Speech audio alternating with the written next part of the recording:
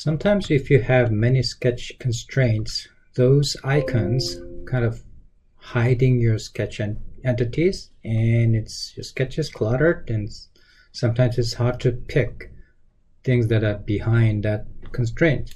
So you can show and hide those constraint symbols. So on the menu on the top here, so one of them, this with an eye, that's a show and hide commands. So if you click on the small triangle next to it, it expands, and these are the things you can temporarily show or hide those entities. And one of them here looks like a perpendicularity symbol. That's a view sketch relations. So if you click on it, you can hide those constraints.